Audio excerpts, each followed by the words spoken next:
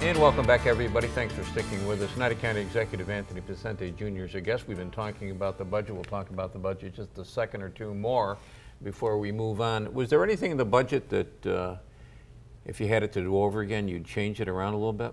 Well, it's always the mandates that I change, but I don't have the power to do that. But I think we've put together a spending plan. I think that has been most responsible because then we tried to balance our revenues and our expenditures, in the best way. Trying to keep property taxes low. Our sales taxes is higher than I would like it to be, but it is necessary given the demands that we have, and that allows us to balance out. Do you think you're going to see a point in time when that sales tax can come down? I would hope so. I would, I've been looking over the last few years. Obviously, the nation revenue is significant, and without that would, as we said, we'd be hard pressed. So that's another revenue source after sales tax, after property tax, and the nation revenue. If the mandated costs ever do get even to the slightest, if Medicaid itself could be reduced on our share by 5 or 10% even, I mean, that would be a significant number and would be enough for us to look at lowering that sales tax. So it really is incumbent on the state to look at how these mandates are paid for, the costs of human services and in particular Medicaid still drive the highest cost centers in that budget. How do we stand with other counties in New York State in terms of our percentage of sales tax? Well, sales tax, I mean, percentage-wise, in terms of where we are in collections, we're about the same in what people look at in terms of balancing their budget and as far as percentages. We are among the highest, and then that's something that we live with, but we're among the lowest, the very lowest in property tax. And again, when you look at the levy, that has not moved in 5 years.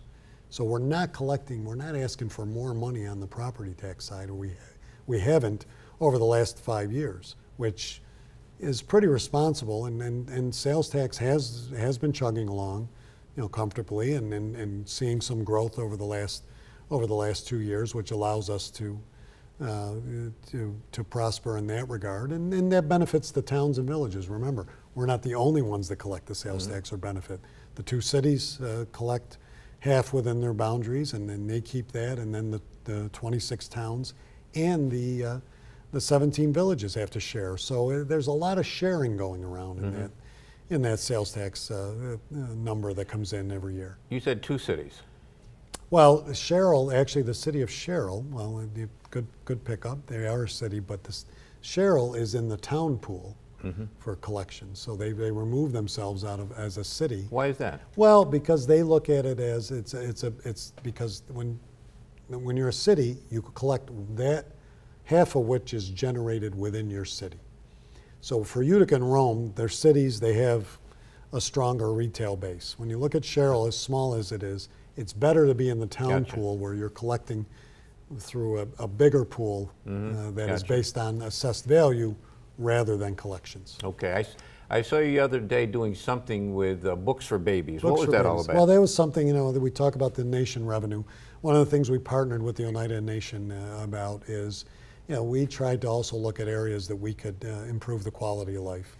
And I've always been a big proponent of libraries, as you know. I believe in them highly. We continue to fund them when many counties do not anymore. And working with our library system, with Utica, Rome, and Mid-York, they proposed to me last year in a partnership, and we talked with the Oneida Nation to look at how this revenue could be moved out into the community even a little bit more so people could see what we're doing. And the Books for Babies program came out so that every baby born in Oneida County will receive a bag with information, but with a book, their first book. It's the first book that we would like them to read, and their parents to read to them. And we believe that literacy, obviously, as I say about libraries, literacy is most important.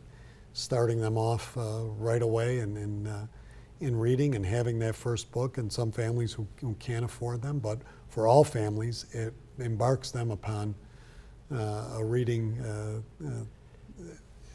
way that in which education levels are better, behavior is better, and all of those factors come into play if a child is reading at an early age, and if the parent begins reading to them from the very beginning. We've only got a minute and a half left, which is unfair to you, but agriculture. You've been speaking out on agriculture. We put together a dairy farmers sustainability plan just about a month ago. We are embarking upon and looking at ways, while we're limited on the county level to help our farmers, there are things we can do. We can improve and make sure that they're capitalizing on the assessments offered, the reduction or exemptions offered them on the tax end of things, of parcels.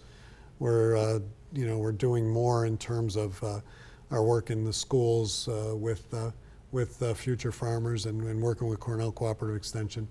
We're going to hold another dairy summit, another meeting on December 10th to really expand some of these proposals that we put forth. Looking at the ag incubator that I hope to put at MVCC in Rome that will initiate and grow the industry. Looking at other areas of economic development that we can help in terms of sustaining and strengthening our farmers. Ag is the #1 issue, and we need to And they're in tough shape right now. They are, and we need to help them with improving our roads, our DPW work, so that they can get around in those rural areas better. So we're looking at every aspect of what we can do as a county government, and then help lobby with the state legislature, with the federal government to see that those prices get changed and that those subsidies are continued and other programs are enacted so that the farmers can succeed the way they should. Good. Thanks for coming in. Appreciate it. Have you back soon. Thank you. That's it for us this week. We'll be back next week. We'll do it all again. Don't forget CNY homepage. Got lots of good stuff on there. Until next time, take care of yourself, everybody.